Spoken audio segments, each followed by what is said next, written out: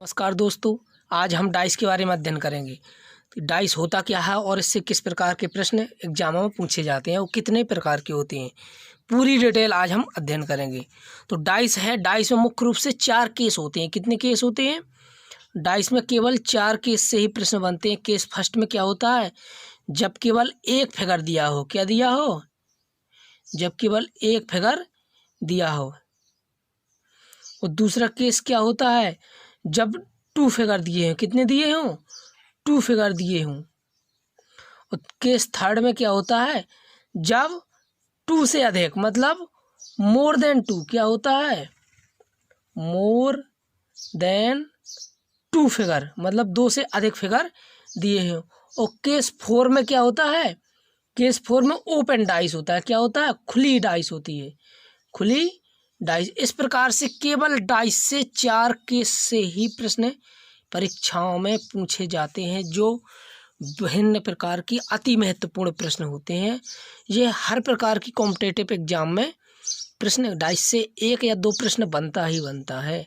तो यदि आप इस क्लास को शुरू से एंड तक देखेंगे तो आपको कहीं भी किसी प्रकार का, किसी भी लेवल का प्रश्न को हल करने में किसी प्रकार की थोड़ी सी भी आपको कठिनाई महसूस नहीं होगी। चलिए हम धीरे धीरे अध्ययन करेंगे। हम सबसे पहले अध्ययन करेंगे केस नंबर दूसरे पर। कौन पर?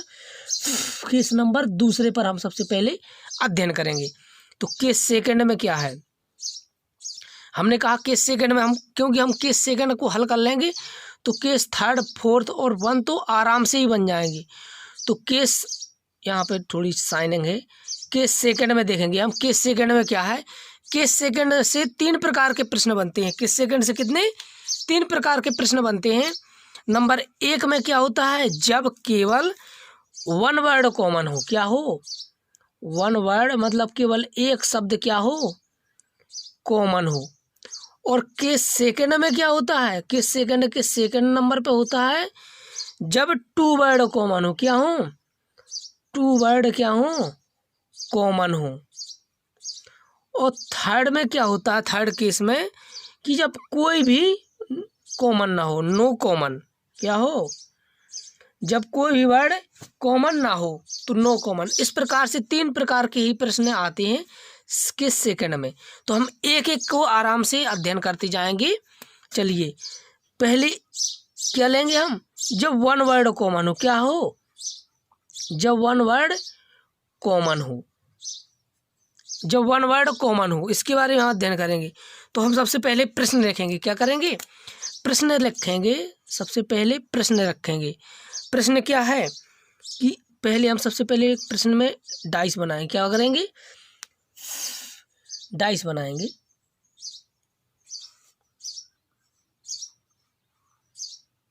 क्योंकि इसमें कितने डाइस का था? 2 डाइस का है तो 2 फिगर बनाएंगे। हमने लिखा, यहाँ पे लिखा 3, यहाँ पे लिखा 5 और यहाँ पे लिखा 1। इसमें लिखा 3, यहाँ पे लिखा 2 और यहाँ पे लिखा 4। अब इसमें पूछा ऑल अपोजिट। क्या पूछा? जितने भी दिख रहे हैं सारे वर्णों के अपोजिट बताइए। क्या बताइए? अपोजिट बताइए।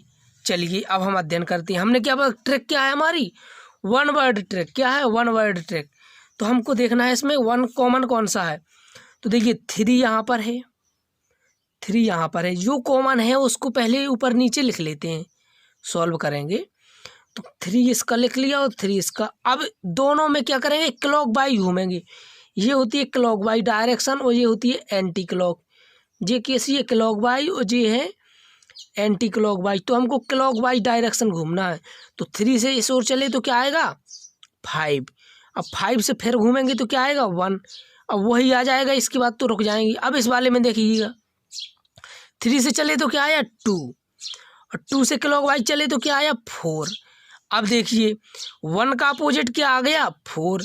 5 का अपोजिट क्या आ गया? 2। अब 3 है तो एक डाइस में कितने सरफेस होते हैं? 6 सरफेस होते हैं। कितने होते हैं? 6।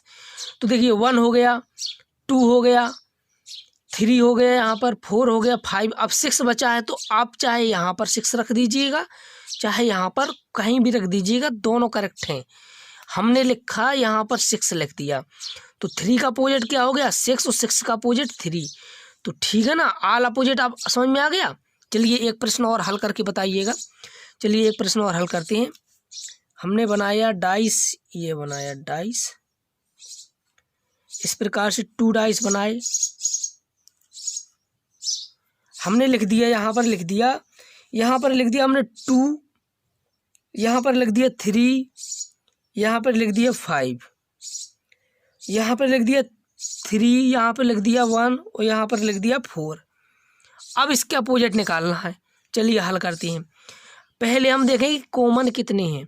तो देखिएगा 3 यहाँ पर है, 3 यहाँ पर है। जो कॉमन हो उसको हम लिख देंगे ऊपर नीचे। 3 3 रख दिया। अब 3 के क्लॉकवाइज चले तो क्या आया 5, 5 के क्लॉकवाइज आया तो क्या आया 2। अब इसी के यहाँ पे देखिए 3 का अपोजिट क्लॉकवाइज चले तो आया 1, 1 के क्लॉकवाइज चले तो क्या आया 4, क्या आया 4। अब 2 का अपोजिट क्या हो गया 4, 5 का अपोजिट क्या आ गया 1। अब देखिए 3 का अपोजिट ऑलरेडी क्या हो जाएगा 6 हो जाएगा, सेम वही है कि नहीं। चलिए एक प्रश्न और हल करेंगे। चलिएगा लिखिएगा। हमने ये डाइस बनाई,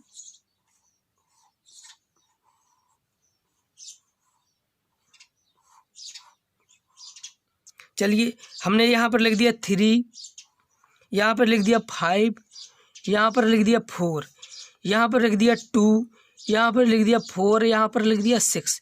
अब इसके अपोजिट बताना है। क्या बताना है अपोजिट। चलिएगा देखिएगा।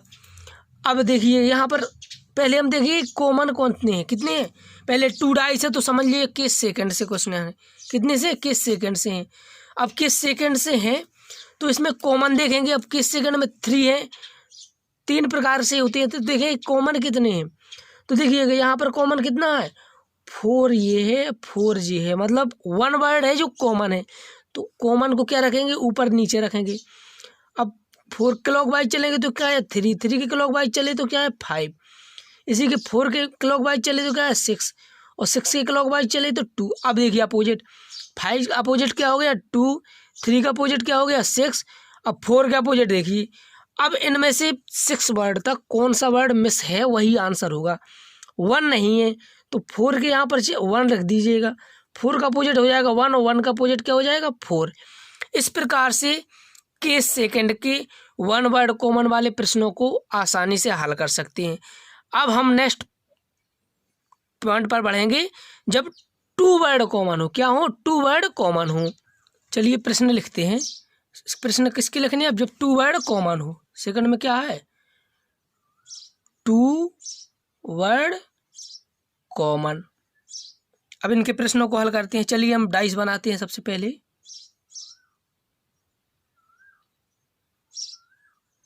2 डाइस वाला ही चल रहा है तो 2 डाइस बनाएंगे। यहाँ पर लिखा हमने 1, यहाँ पर लिखा 2, यहाँ पर लिखा 5, यहाँ पर लिखा 2, यहाँ पर लिखा 3 और यहाँ पर लिखा 5।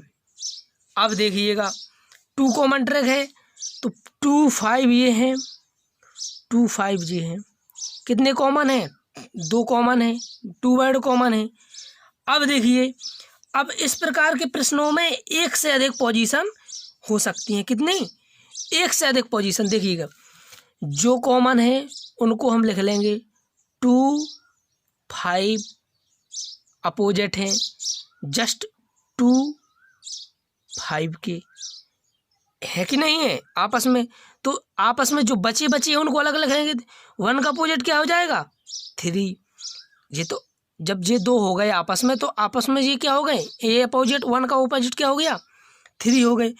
अब इनकी पोजीशन देखिएगा जो 2 और 5 बचे हैं ना, ये 2 5 इसके अपोजिट हो क्या क्या सकते हैं। जो पोजीशन अब नहीं दिख रही 2 5 की वही अपोजिट होंगी। तो देखिएगा 1 दिख रहा है, 3 हो गया है, 5 हो गया है और 2 हो गया 5। अब बचा के क्या है तो 6 बचा है और क्या बचा 4। तो 2 और 5 का अपोजिट या तो 6 आ सकता है या 4 आ सकता है। नेक्स्ट क्या बन सकता है 2 के अपोजिट क्या आ सकता है 6 आ सकता है, 4 आ सकता है।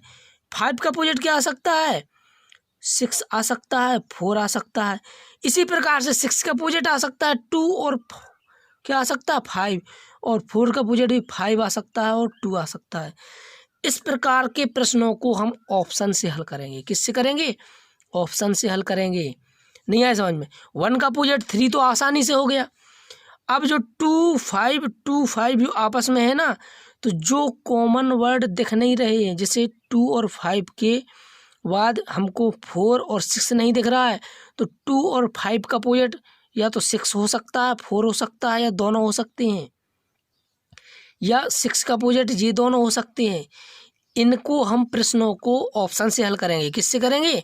ऑप्शन से हल करेंगे। चलिए एक और प्रश्न हल करेंगे तो उसको आसानी से आपको समझ में आ जाएगा। चलिए नेक्स्ट प्रश्न एक और लिखते हैं तो आपको अच्छे से समझ में आएगा। चलिए देखिएगा, हमने ये बनाया फिगर, दिख रहा है ना, हमने ये बनाया एक फिगर,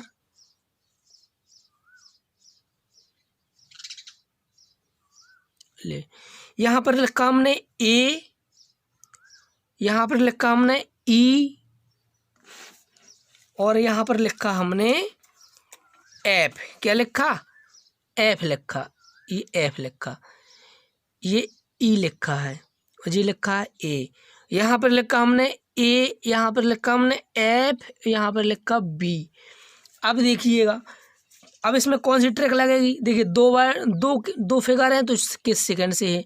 अब इसमें 3 प्रकार के प्रश्न बनते हैं, तो इसमें कॉमन देखें कितने हैं। तो देखिएगा एफ ए है और एफ ये है, तो मतलब 2 वर्ड कॉमन है। तो जो जो आपस में नहीं जुड़े वे आपस में अपोजिट हो जाएंगे। तो ई का अपोजिट क्या हो गया? बी। ये तो आसानी से अपन छांट लिया। अब बचा ए एफ, तो ए एफ के अपोजिट हो क्या सकता है?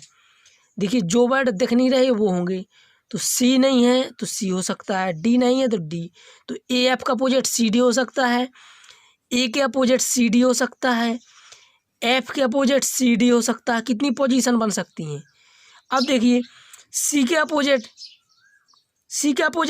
ए एफ हो सकता है, क्या हो सकता है, और सी का अपोजिट ए एफ हो सकता है, सी का अपोजिट एफ भी हो सकता है, सी के अपोजिट ए भी हो सकता है। इसी प्रकार डी के अपोजिट ए हो सकता है, डी के अपोजिट एफ हो सकता है। इतनी सारी पोजीशन बनेंगे, ये हमको प्रश्न के ऑप्शन से ही हल करना पड़ेगा। किससे? ऑप्शन से इस प्रकार के प्रश्नों को हल करते हैं। तो हमको आशा करते हैं कि आपको किस सेकंड से प्रश्नों को हल कर सकेंगे। चलिए एक प्रश्न और हम आसान सा लेते हैं, एक प्रश्न को और अच्छी आसान से समझने की कोशिश करते हैं। हमने बनाया फिगर,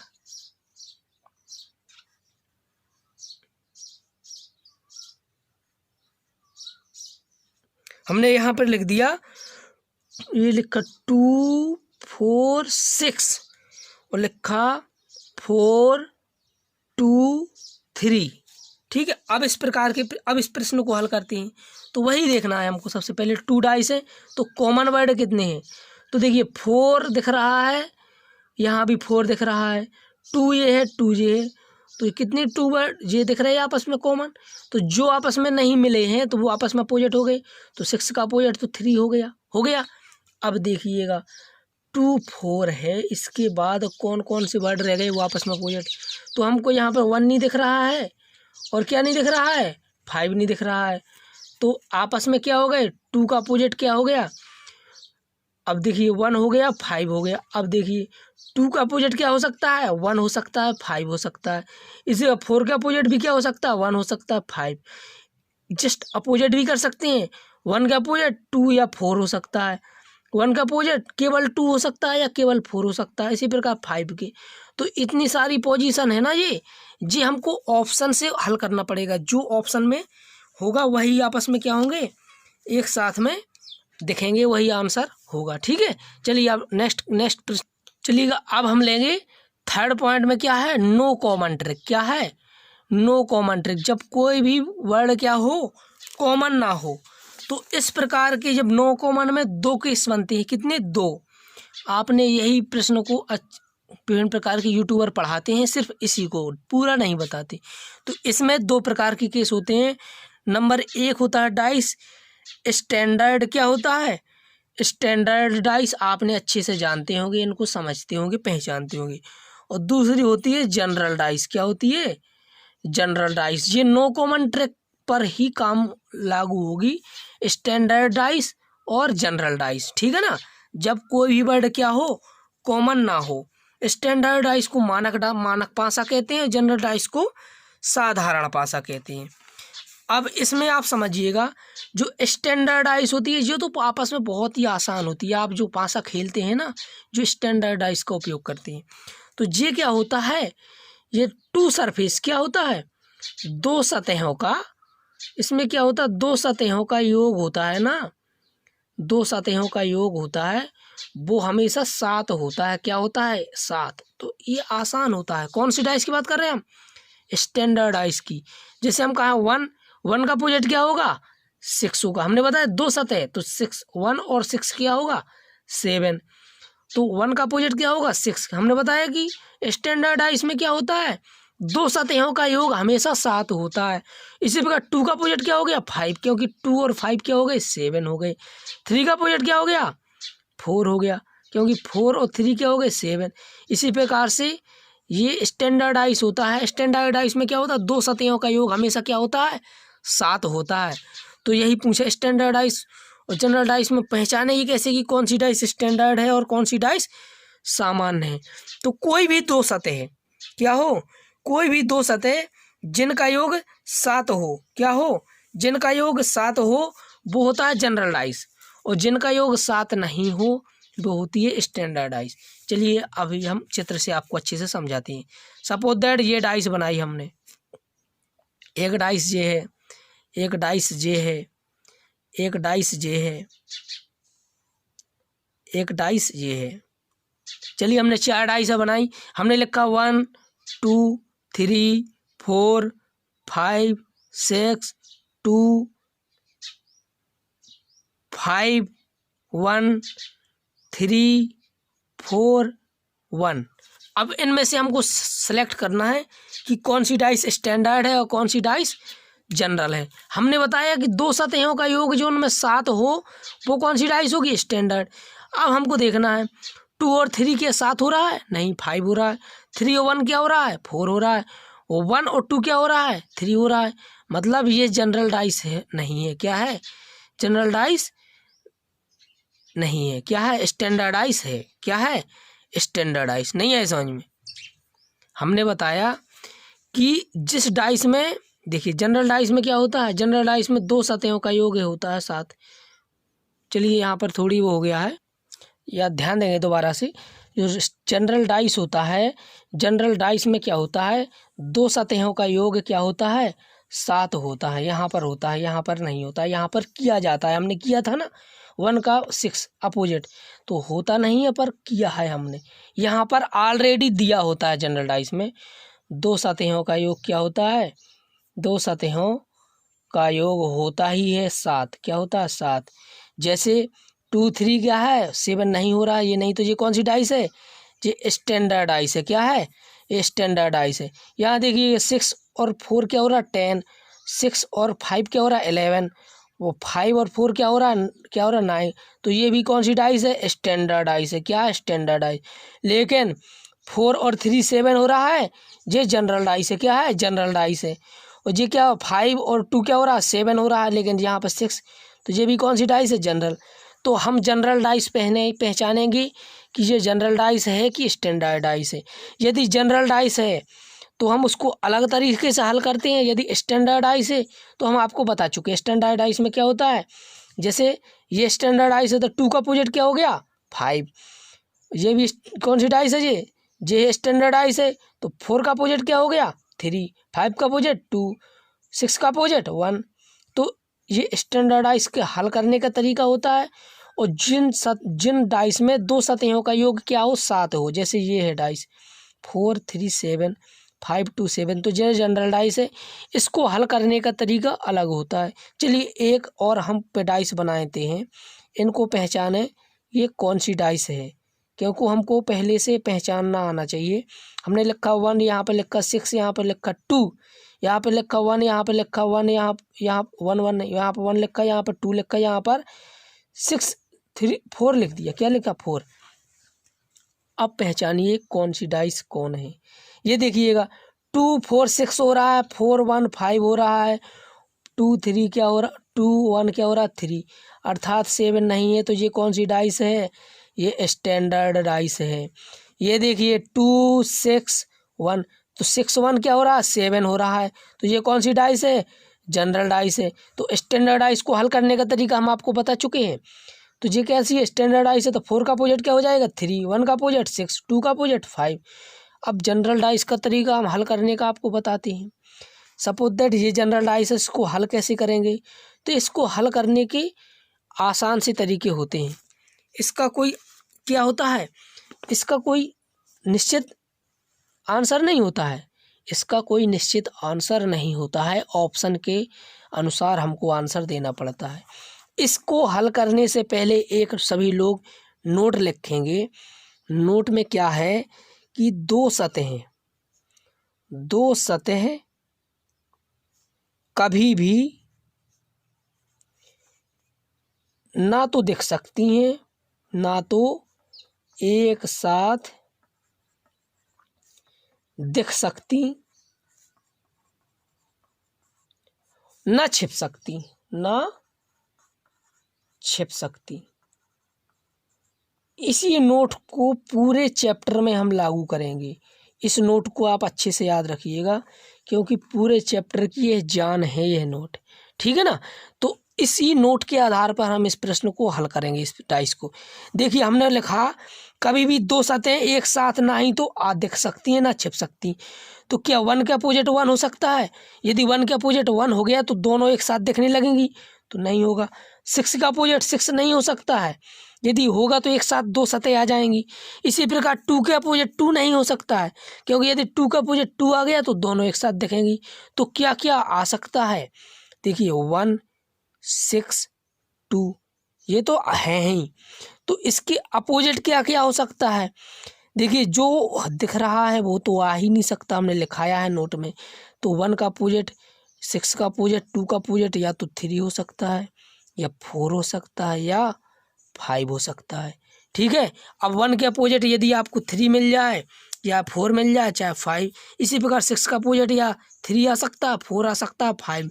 2 का अपोजिट 3 आ सकता है, 4 आ सकता है, 5। इसी प्रकार 5 का अपोजिट 2 आ सकता है, 6 आ सकता है, 1 आ सकता है। 4 का अपोजिट 2 आ सकता है, 6 आ सकता है, 1 आ सकता है। 3 का अपोजिट 2 आ सकता है, 6 आ सकता है, 1 आ सकता है। इस प्रकार के प्रश्न को हम ऑप्शन से हल करेंगे। किससे करेंगे, ऑप्शन से हल करेंगे जनरल डाइस को। स्टैंडर्ड डाइस को हम आपको बता चुके हैं। नोट याद रखना, 2 सतह कभी भी एक समान नहीं दिख सकती। कहने का तात्पर्य 6 का अपोजिट कभी भी 6 नहीं हो सकता। यदि यहाँ पर 6 है, यहाँ पर 6 आ जाए तो क्या यह डाइस सही होगी, कभी नहीं, क्योंकि 2 सतह एक साथ दिख रही हैं, ना ही एक साथ छिप सकती हैं, ठीक है ना। एक साथ ना ही छिप सकती हैं, तो यहाँ पर 6 आ ही नहीं सकता। तो आपको स्टैंडर्डाइज कॉमन ट्रिक में क्या बताया हम, नो कॉमन में स्टैंडर्डाइज जनरल डाइज में 2 सतह का योग यहाँ 7 हो तो हम इस प्रकार ऑप्शन से हल करेंगे। यदि स्टैंडर्डाइज है 7 नहीं है, उन 2 सतह का योग क्या है, 2 सतहों का योग 7 नहीं है, तो हम 7 कर देंगे। क्या कर देंगे, 7 कर देंगे, ठीक है ना। इस प्रकार से हमारा केस सेकंड यहाँ पर खत्म होता है। केस सेकंड में हमने 3 प्रकार के प्रश्न पढ़े। जब 1 वर्ड कॉमन हो, 1 वर्ड कॉमन हो तो क्लॉकवाइज घूमते हैं। जब 2 कॉमन वर्ड हो तो आपस में क्या करते हैं, उनको जो 1 बचता है, जो आपस में अपोजिट नहीं होता है, उनको कर देते हैं और ऑप्शन से हल करते हैं। और नो कॉमन ट्रिक में 2 प्रकार के बनते हैं, स्टैंडर्डाइज और जनरल डाइज। स्टैंडर्डाइज में क्या होता है, 2 सतहों का योग 7 नहीं होता है, उनको हम करते हैं। और जनरल डाइज में 2 सतहों का योग होता है 7, तो हम उसको ऑप्शन से हल करते हैं। इस प्रकार से हम केस सेकंड के आज हमने प्रश्न हल किए। कल हम पढ़ेंगे जब हमको 2 से अधिक फिगर दिए हैं, फिर पढ़ेंगे इसके बाद 1 फिगर, फिर पढ़ेंगे हम केस 4 में ओपन डाइज। नेक्स्ट पार्ट में हम लाएंगे कौन सा, केस सेकंड। उस पार्ट को मत देखना भूलिएगा, क्योंकि एक पार्ट दूसरे से आपस में लिंक हैं, जुड़े हैं। यदि आपने इसको अच्छे से समझ लिया तो आपको डाइस समझ ली। यदि आपने चारों पार्ट देख लिए तो आपको कहीं भी किसी प्रकार की समस्या नहीं आएगी। थैंक यू फॉर वाचिंग, धन्यवाद, थैंक यू सो मच।